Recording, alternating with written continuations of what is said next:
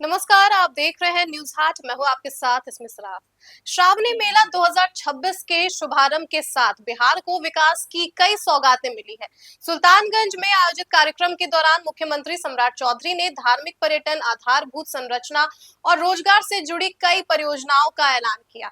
इन घोषणाओं का उद्देश्य सिर्फ लोगों की सुविधाएं बढ़ाना नहीं, बल्कि पूरे अंग क्षेत्र को विकास की नई पहचान दिलाना है। सबसे महत्वपूर्ण घोषणा आपको बता दें कि अंतर्राष्ट्रीय स्तर के एयरपोर्ट की रही। सीएम सम्राट चौधरी ने बताया कि सुल्तानगंज में इंटरनेशनल एयरपोर्ट बनाया जाएगा, जबकि तारापुर में एयरपोर्ट के लिए भूमि अधिग्रहण की प्रक्रिया शुरू हो चुकी है। इसके अलावा अजगैबीनाथ धाम से अगुवानी घाट तक रोपवे बनाया जाएगा, जिससे श्रद्धालुओं और पर्यटकों की आवाजाही पहले से कई ज्यादा अधिक आसान होगी।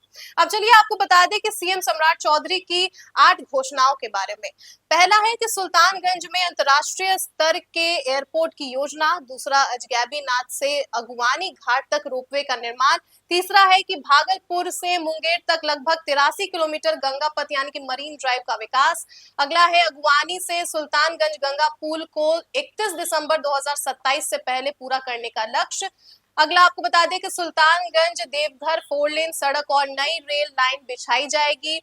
विक्रमशिला टाउनशिप, अंग टाउनशिप और इंडस्ट्रियल कॉरिडोर का विकास। अगला आपको बता दें कि डॉल्फिन पर्यटन, गंगा पार्क और धार्मिक पर्यटन सुविधाओं का विस्तार। और आखिरी घोषणा है कि तारापुर में भी इंटरनेशनल एयरपोर्ट बनाया जाएगा।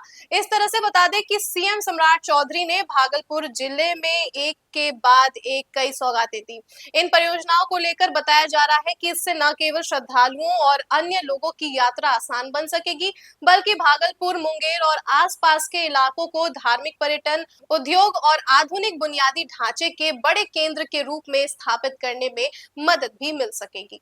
तो कुल मिलाकर आपको बता दें कि श्रावणी मेला 2026 के शुभारंभ के अवसर पर मुख्यमंत्री सम्राट चौधरी द्वारा की गई ये घोषणाएं केवल धार्मिक आयोजन तक सीमित नहीं है, बल्कि इन्हें अंग क्षेत्र के समग्र विकास की एक व्यापक योजना के रूप में देखा जा रहा है। एयरपोर्ट, रोपवे, गंगा पथ, गंगा पुल, 4 लेन सड़क, नई रेल लाइन, इंडस्ट्रियल कॉरिडोर और पर्यटन परियोजनाओं जैसी योजनाएं आने वाले वर्षों में इस पूरे इलाके की तस्वीर बदल सकती है। सरकार का दावा है कि इन परियोजनाओं के पूरा होने से श्रद्धालुओं को बेहतर सुविधाएं मिलेंगी, पर्यटन को नई रफ्तार मिलेगी, स्थानीय व्यापार और उद्योग को बढ़ावा मिलेगा और युवाओं के लिए रोजगार के नए अवसर भी पैदा होंगे। साथ ही भागलपुर, मुंगेर, सुल्तानगंज और आसपास के जिलों की कनेक्टिविटी देश के अन्य हिस्सों से और भी ज्यादा मजबूत होगी।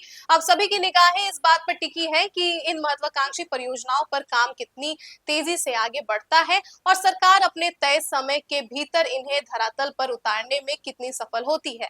यदि ये योजनाएं निर्धारित समय पर पूरी होती है तो अंग क्षेत्र न केवल बिहार बल्कि पूरे देश में धार्मिक पर्यटन, आधुनिक आधारभूत संरचना और औद्योगिक विकास का एक नया केंद्र बनकर उभर सकता है। तो फिलहाल के लिए बस इतना ही। आप देखते रहिए न्यूज हाट। बहुत बहुत धन्यवाद।